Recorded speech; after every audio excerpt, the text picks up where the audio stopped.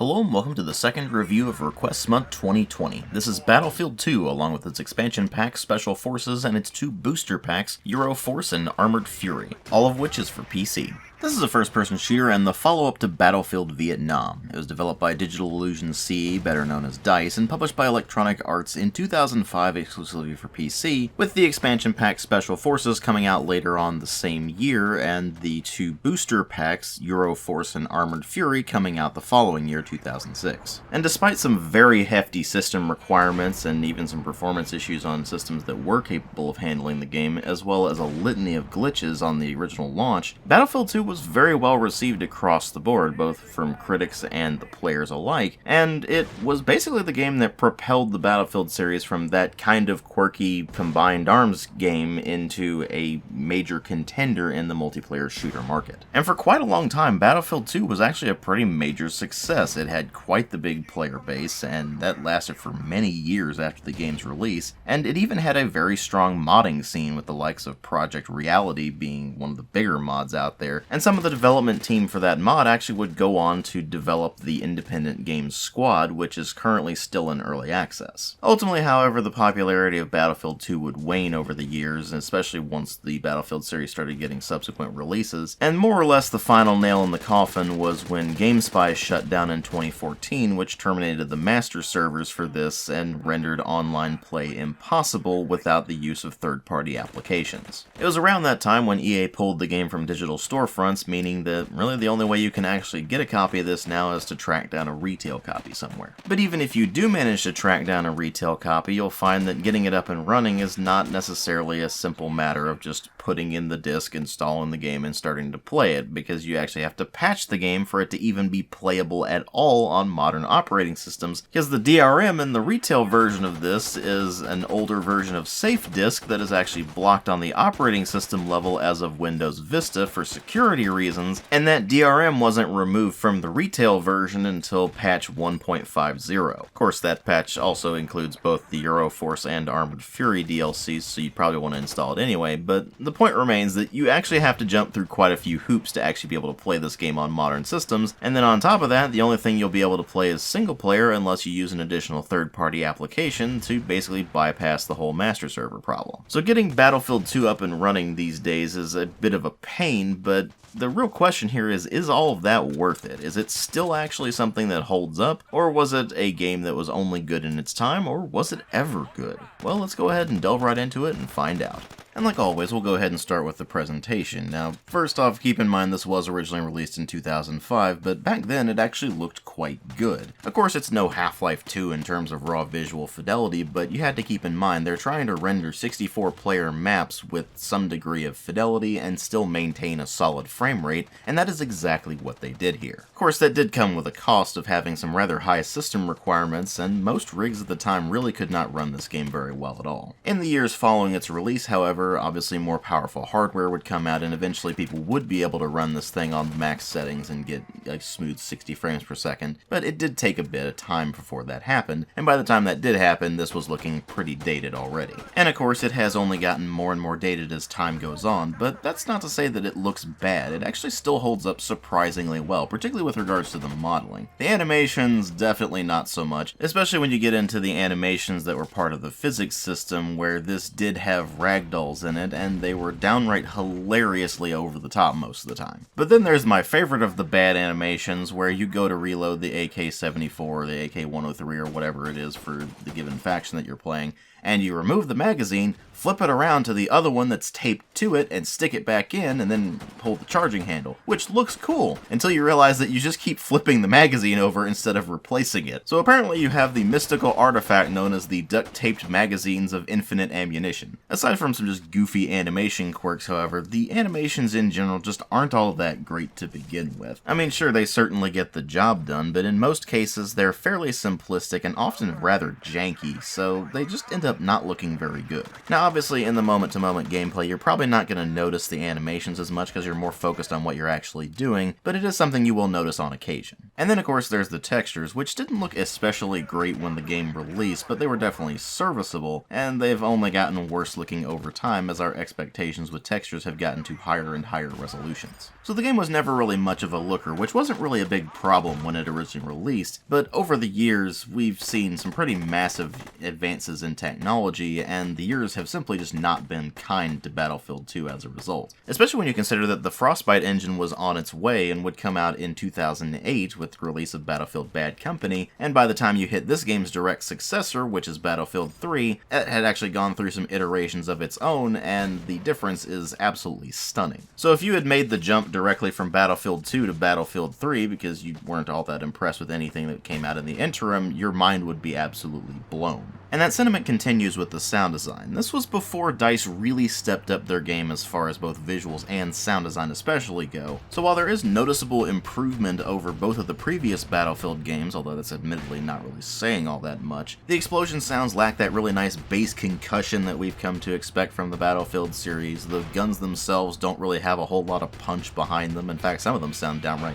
wimpy, and strangely enough the pistols often sound more powerful than the rifles and shotguns do, which doesn't make a whole lot of sense. And all the sounds just have this slightly flat quality about them where they don't really layer on top of each other all that well, and you don't really end up with that massive warfare sound that we've really come to expect from the Battlefield series in the years since. Of course that wasn't as big of a deal back when this game originally released, but the years again have not been very kind to Battlefield 2. Well, at least the voice acting still holds up reasonably well, although there's not really a whole lot to hold up here because there's no characters in the storyline or anything like that, so it's all just a bunch of call-outs, and they work just fine. They're in multiple languages depending on which factions you're in as well, so that's also a nice touch. Then of course there's the music, which is pretty solid, although you're not going to be hearing a whole lot of it, because apart from the main menu theme that is fairly repetitive and bland, you're going to be hearing songs that play during the loading screens, and then you're going to hear another one when the match ends when a particular faction wins, but that's pretty much it. And while the music is certainly fairly catchy and is rather enjoyable for the most part, and it actually has its own faction influences built into it as well, unfortunately the game just never gives you enough time to actually enjoy the music.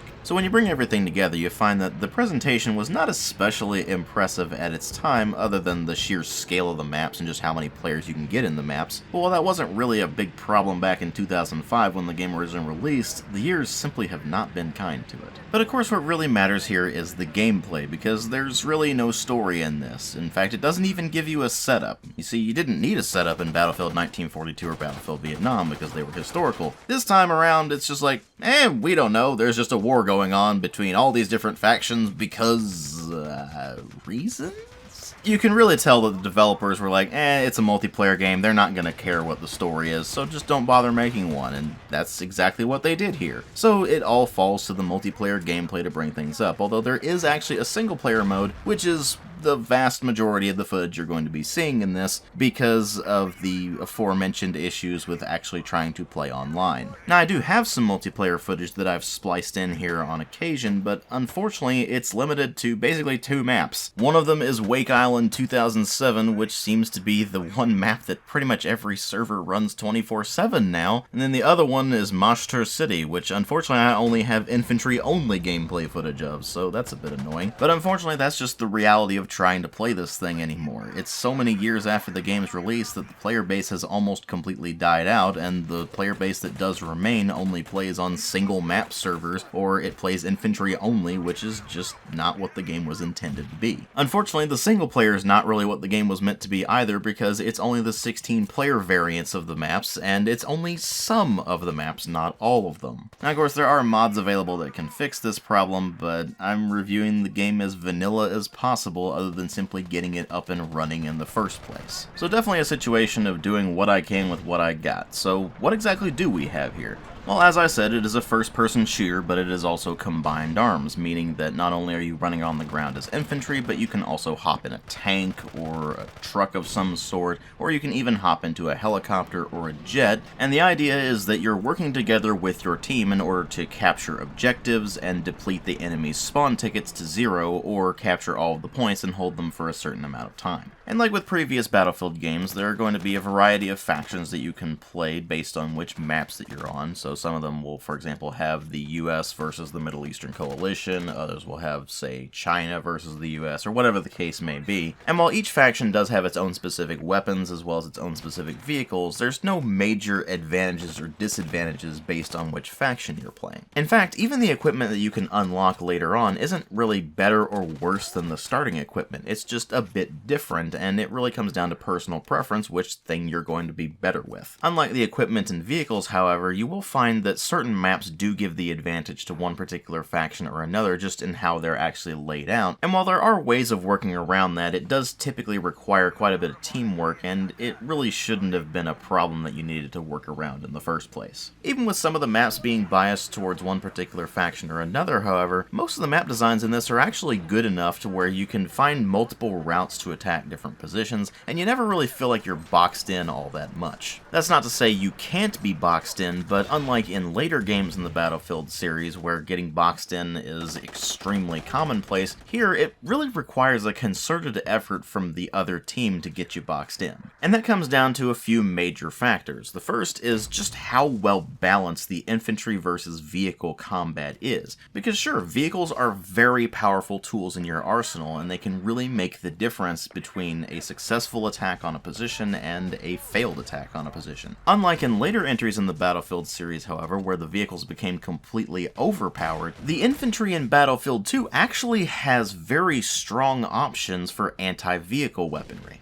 From emplaced weaponry that you can run up to and just activate as any class and be able to take out either aircraft or even land vehicles, to the Special Forces class being able to drop demo charges either on the vehicle itself or in front of it and manage to destroy it that way, to the Engineer who is able to throw down landmines that are absolutely devastating to vehicles, or especially the dedicated anti-tank class, which has a very powerful missile launcher that is capable of doing absolutely massive damage to vehicles. Even air vehicles have counters that can take them down in pretty short order, especially the ground-based launchers that can lock onto them. Now, jets and helicopters do have countermeasures they can deploy to defeat the lock-on, but if they deploy those at the wrong time, then they are incredibly vulnerable against a second lock-on. Not to mention, the air vehicles in this are notoriously difficult to pilot, so you need a ton of practice to be able to use them effectively to begin with. And of course, if all else fails, you can always just hop into a vehicle and use its heavy machine gun turret to mow them down, although that takes considerably longer. But even aside from methods like that, there are actually specific vehicles that are designed to counter other types of vehicles. So you have, for example, mobile anti-air vehicles that are designed specifically to be able to take down things like aircraft or jets with relative ease. With of course the downside there being that those are very weak against ground-based vehicles or anti-tank launchers or things like that. But regardless of which individual item you're looking at, the infantry and vehicle combat balance is extremely strong. They really went out of their way to make sure it was very finely tuned, and they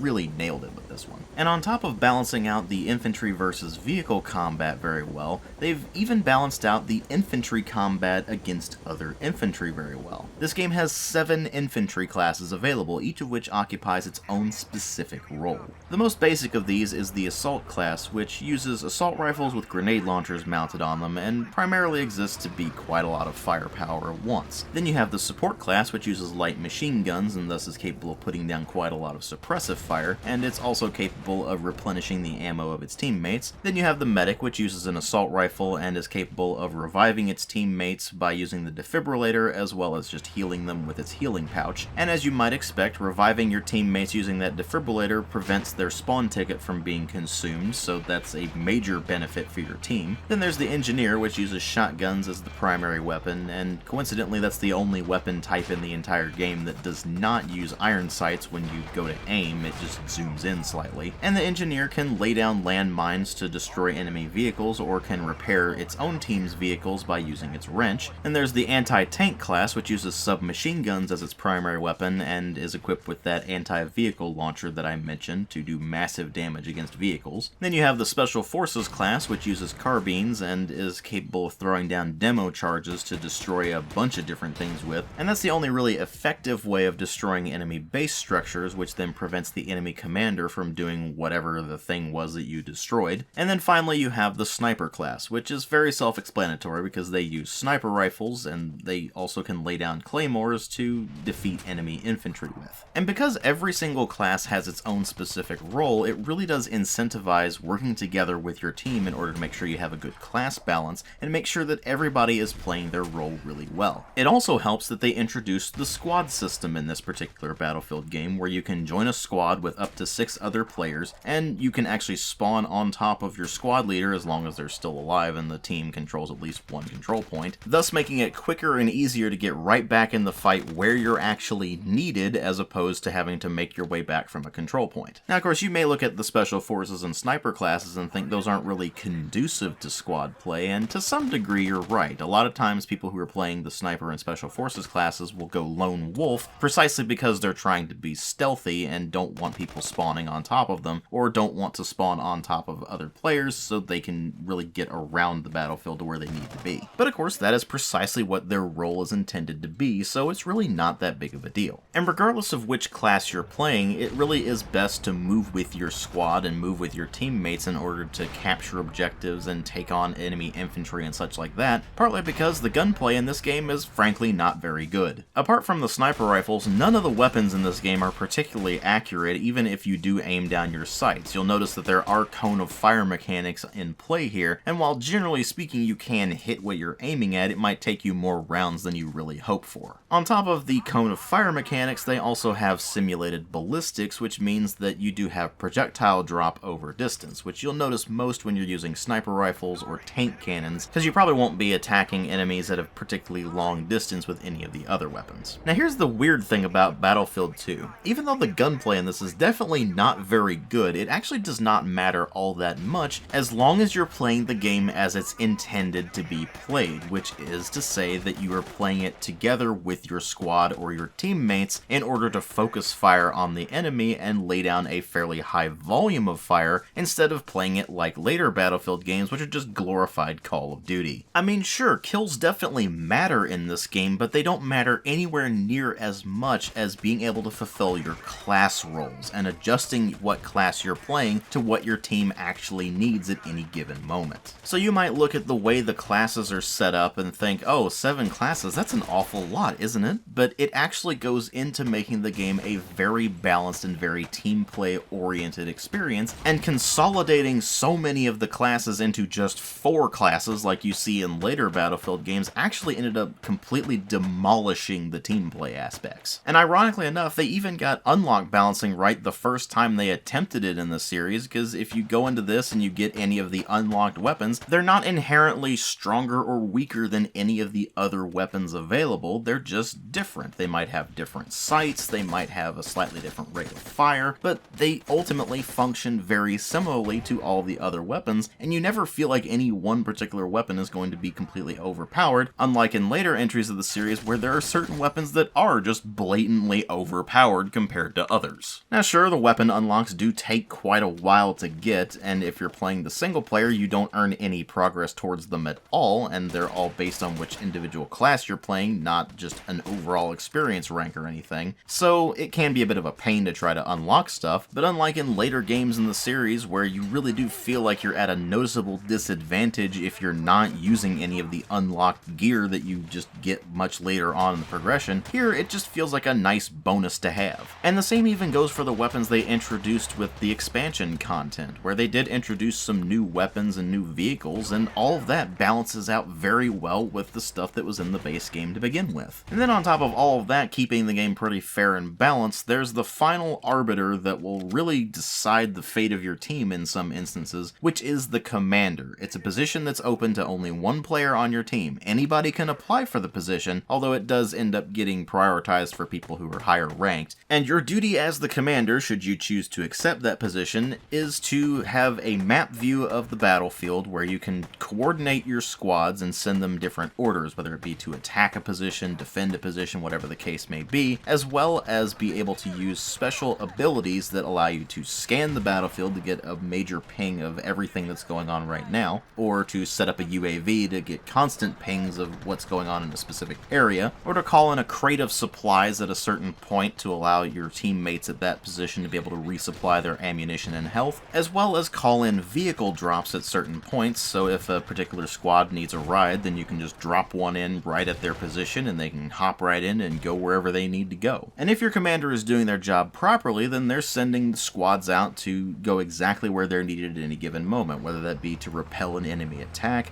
or to attack a particular position they think is vulnerable, or whatever the case may be. And it actually turned out to be a natural fit for the series, and it's unfortunate that it was only included in this game, Battlefield 2142, and then finally Battlefield 4. And unlike in Battlefield 4, where you more or less had to step out of the game in order to actually be the commander, it was a dedicated role that you had to occupy solely instead of actually being able to run around the ground. In Battlefield 2 and in 2142 for that matter, you actually ran around on the ground on top of being the commander, so basically anybody could just hop into the game and play around, and if they wanted to be the commander, they could apply for the position. If the person who was being the commander didn't want it anymore, then they could resign it and anybody else could hop in. And it's a system that just plain works. And when you combine the commander role with the strong infantry and vehicle balancing that heavily emphasizes teamwork, and on top of that, the new voice over IP system that allowed you to communicate with your teammates over voice chat as opposed to simply using text like in the previous Battlefield games, or if you decide not to use the voice chat or don't have a microphone for some reason, you can always use the quick contextual chat system where you can quickly and easily select pre-recorded voice lines that will allow you to say, hey, enemy infantry spotted, or enemy tank spotted, or something like that, as well as quickly call out for a medic, or call out for ammo, or whatever the case may be. You end up with a recipe for a team-oriented combined arms game that actually manages to be one hell of a success. This was the Battlefield game where everything finally clicked into place. You could see the promise of the idea with Battlefield 1942 in Vietnam, but the execution simply wasn't there. And then you get to Battlefield 2, and even though it launched in an incredibly buggy state, and it also had a ton of performance issues, over time they would patch out all of the major issues, although a lot of the lesser issues definitely still remain, and it's still a fairly glitchy game at times, but you still ended up with a damn good experience overall. Of course, the game does have problems, but they're not ones that absolutely tank the experience unless you go to try to play the Special Forces expansion, which requires you to actually start up the game and solely play the Special Forces expansion by itself, and you have a very limited selection of maps that were only available in that expansion, and the servers have to be running the Special Forces expansion maps as opposed to being just general rotation maps. It's not the best way they could have handled the expansion, obviously, but it was the way they had at the time, and unfortunately that means that you have very limited options, even back then, for playing the Special Forces stuff. Of course, this is the perfect time to mention that the Special Forces expansion is incredibly underwhelming for the most part. It does add some night maps and the accompanying night vision goggles that you'll need to really make the most out of them, and it also includes the ability to use a grappling hook to scale walls on certain classes, and it also gives you a zip line that you can deploy as certain classes in order to quickly move between two locations. But the grappling hook and the zip line are a bit finicky and don't really work as well as you really hope they would. And of course that's also assuming that the map you're playing on is really designed to take advantage of the new mechanics, because most of those maps really aren't. And unlike the Euroforce and Armored Fury booster packs, which were initially released for $10 each, but were eventually patched into the main game for free for anybody who didn't already own them, Special Forces never got that treatment, so you still had to go out of your way to get that expansion, or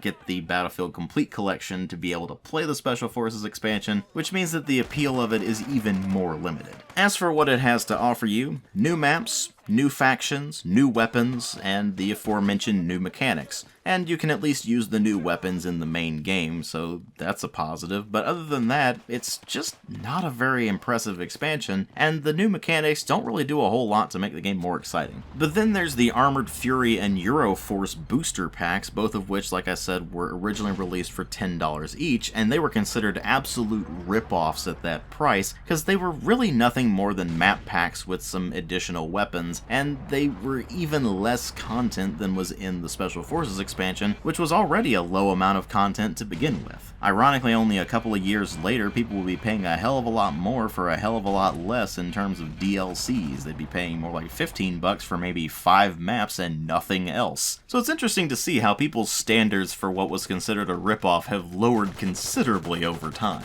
At any rate, these DLCs offer some additional maps for you to mess around with the Armored Fury being more geared towards vehicle-based play, although a lot less than you would really expect with a name like Armored Fury, and the Euroforce DLC adds in a few new maps with the EU as a playable faction on them, and it gives the EU faction some suitable weapons to boot, for example the FAMAS. Of the two, the Euroforce DLC definitely adds more substantial content, but neither of them are really all that impressive, and it's definitely a good thing that they were folded into the game as just standard content later on. Despite the fairly wimpy expansion content, Battlefield 2 did still end up being a very strong multiplayer title for quite a few years up until the eventual shutdown of GameSpy in 2014, which shut down the master servers for the game and prevented anybody from being able to access their account information as well as being able to connect to any servers. With the Battlefield 2 community being as strong as it was, however, there were some attempts at making a workaround for being able to circumvent the master server issue with things like Game Ranger and ultimately what I ended up using, which is BF2 Hub, which basically replaces the master server with one of its own. And as far as I can tell, it seems to work pretty well, so they definitely did a good job with that. But it seems like interest in reviving Battlefield 2 waned heavily after EA sent a legal cease and desist order to the biggest revival project, which was simply called Revive BF2, and since then the game has ultimately been dying out. And it's a real shame too, because the series has been on the decline ever since Battlefield 2. They managed to get up to this point and really nailed it quite well with Battlefield 2, but then Battlefield 2142 happened and it was fairly underwhelming for the most part, although it did have some interesting ideas in it, and then you get the subsequent releases in the Bad Company series, which took the series in a completely different direction, and finally you hit Battlefield 3, which was promising to be a return to form, but ultimately wasn't. And ever since then, it's just been this constant downward spiral where the series has just been getting worse and worse over time. And it's become abundantly clear at this point that the series is never really going to hit this point ever again. It's a real shame because, like I said, Battlefield 2 is really the best game in the entire series at a 4 out of 5. It's certainly got problems, but they're nothing that couldn't have been ironed out with some additional work and maybe a sequel that improved the gunplay while keeping all of the strong team play elements and things like that, but the series just went in completely the wrong direction from then on out. Of course, Battlefield 2 did get some content expansions, but they were really not all that impressive, with the Special Forces expansion being ultimately a 2.5 out of 5, just being very underwhelming overall, and the Euroforce and Armored Fury DLCs being positively insulting at $10 a pop, but ultimately being redeemed a bit by being offered as a free update in patch 1.5 later on, so at least they realized their mistake there, but even then, the Euroforce and Armored Fury DLCs still get a 2 out of 5. Like I said, they're both pretty wimpy as far as content expansions go, and while it is nice to have some extra content in Battlefield 2, ultimately the content that they do offer doesn't justify the $10 price that they were initially launched with. But if you take Battlefield 2 as a whole, including both of its booster packs as well as the Special Forces expansion and just the base game all around, you end up with the best game in the Battlefield series to date. And unfortunately for the Battlefield series, they just keep getting further and further away from this and making the series worse and worse with each new entry,